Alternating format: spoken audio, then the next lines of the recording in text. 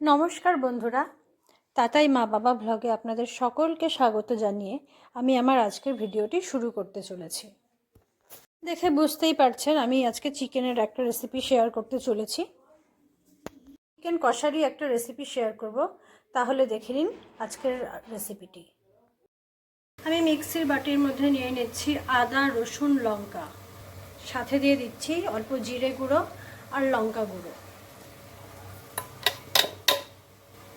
এগুলোকে এখন আমি একসাথে পেস্ট করে নেব। এখন এর মধ্যে এই সমস্ত মশলাগুলো দিয়ে দেওয়া হলো।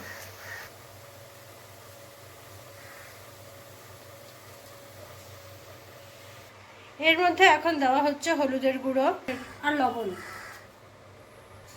এখন এর মধ্যে দিয়ে দেওয়া হলো সামান্য সরষের তেল। এখন চিকেনটাকে খুব ভালো মতন ম্যারিনেট করে নেওয়া হচ্ছে। চিকেনকে ম্যারিনেট করা হয়ে গিয়েছে। এখন এটাকে আমি 1-1.5 ঘন্টার জন্য ফ্রিজে রেখে দেব। আপনাদের হাতে যদি সময় কম থাকে তবে 10-15 মিনিট রেখে সেটাও রান্না করে নিতে পারেন। কড়াইয়ে সরষের তেল দেওয়া হয়ে গিয়েছে। এখন এর মধ্যে দিয়ে দেওয়া হলো জিরে ফোড়ন আর তেজপাতা। ফোড়ন থেকে সুন্দর গন্ধ বেরিয়েছে, তাই এখন এর মধ্যে ছেড়ে দেওয়া হচ্ছে পেঁয়াজ কুচি। আপনাদের বলে রাখি, আজকের রান্নাটা কিন্তু আমি করছি না, রান্নাটা করছে আমার দিদি।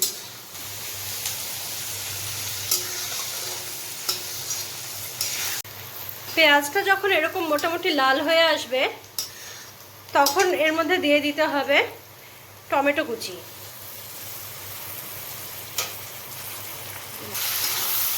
টমেটো কুচি দেওয়ার পরে এখন এটাকে খুব ভালো মতো নেড়ে নিতে হবে।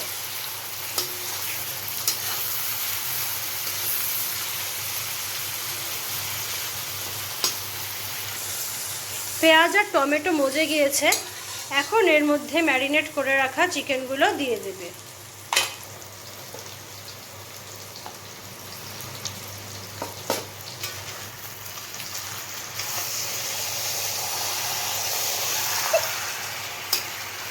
এখন চিকেনগুলোর সাথে পেঁয়াজ আর টমেটো খুব ভালো মতন মিশিয়ে নিতে হবে।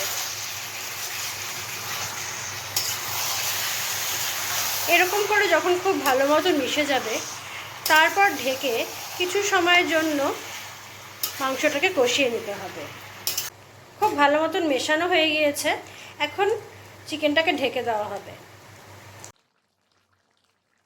ঢাকনা সরিয়ে কিছু সময় পর ফিরে আসলাম।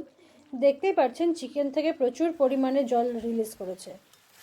এরপরে আমি আবার ঢাকনা দিয়ে রেখেছিলাম, আর ঢাকনা তোলার পর দেখতেই পাচ্ছেন চিকেনটা অনেকটা সেদ্ধ হয়ে গিয়েছে।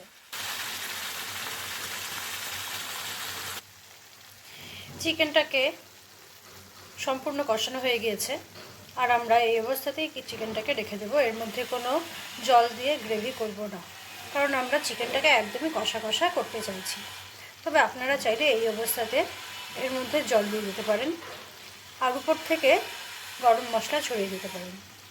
আপনাদের বলে রাখি, আমি কিন্তু এখানে গরম মশলাটা ব্যবহার করছি না। তাহলে বন্ধুরা, আমার আজকের এই চিকেনের রেসিপিটি আপনাদের কেমন লাগলো তা অবশ্যই আমাকে কমেন্ট করে জানাবেন, আর ভালো লাগলে চ্যানেলটিকে সাবস্ক্রাইব করে আমার পাশে থাকবেন। আজকের মতন আমি আমার ভিডিওটি এখানেই শেষ করছি। ধন্যবাদ।